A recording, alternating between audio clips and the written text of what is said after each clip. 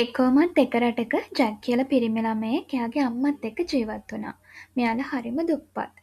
දවසක් ජැක්ගේ අම්මා එයාට කතා කරලා කිව්වා පුතේ අපි දැන් ගොඩක් දුප්පත්. ඒ නිසා ඔයාට පුළුවන් නම් හෙට වෙළඳපළට ගිහිල්ලා අපේ හරකව විකුණන්න කියලා. ඉතින් අනිත් දවස උදේම ජැක් එයාලා ගෙදර හරකත් එක්ක පොලට යන්න පිටත් වුණා. ජැක් මෙහෙම හරකා විකුණන්න පොලේ ඇවිදිමින් ඉන්නකොට එයා ළඟට ආව කළු ලෝගුවක් පොරවගත්ත අමුතු මිනිස්සෙක්. එයා ජැක්ට කිව්වා මේ බලන්න මගේ ළඟ තියෙනවා මායා බෝංචියට. මම මේ ටික ඔයාට දෙන්නම්. ඔයා මට ඔයාගේ හරකව දෙන්න කියලා. ඉතින් මේ මායා බෝංචියට වලට ආස වුණ ජැක් හරකව අර වයසක මිනිස්සයාට දීලා මායා බෝංචියට ටිකක් තරම් ගෙදර යන්න පිටත් වුණා. මේක දැනගත්ත ජැක්ගේ අම්මට හොඳටම තරහ ගියා.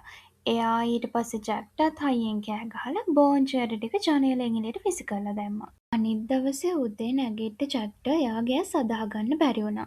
මොකද අර බෝංචියට වලින් මහා ලොකු බෝංචි වල කහස උසටම වැවිලා.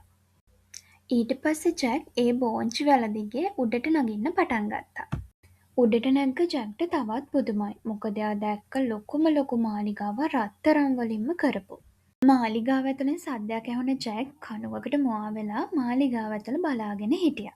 එතකොට එයා දැක්කා මාලිගාව ඇතුළේ ඉන්න නපුරු රාක්ෂයෙක් රත්තරන් කාසි ගණන් කර කර ඉන්නවා. මේ රාක්ෂයා එකපාරටම කෑ ගහන්න ගත්තා මට අමුතු ගඳක් එනවා කවුද මගේ මාලිගාවට ආවේ කියලා. කොහොම හරි ජැක් රාක්ෂයාට පේන්නේ නැති වෙන්න හැංගිලාම හිටියා.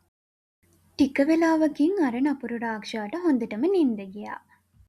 ඊට පස්සේ ජැක් රත්තරන් කාසි ටිකත් අරගෙන නපුරු රාක්ෂයාගෙන් බේරිලා ඉක්මනට ගෙදර ආවා. අනිත් දවසෙත් මේ නිර්භීත ජැක් අර මායා බෝංචි වැලේ එල්ලිලා රාක්ෂයාගේ මාලිගාවට ගියා.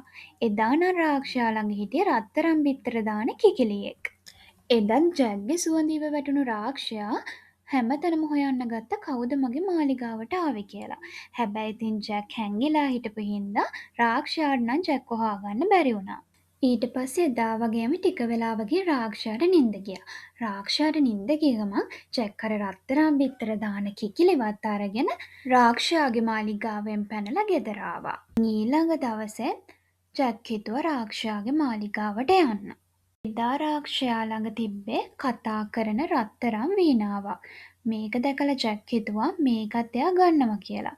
හැබැයි ඉතින් ජැක්ගේ සුවඳිව වැටුණු රාක්ෂයා හැමතැනම ජැක්ව හොයන්න ගත්තා.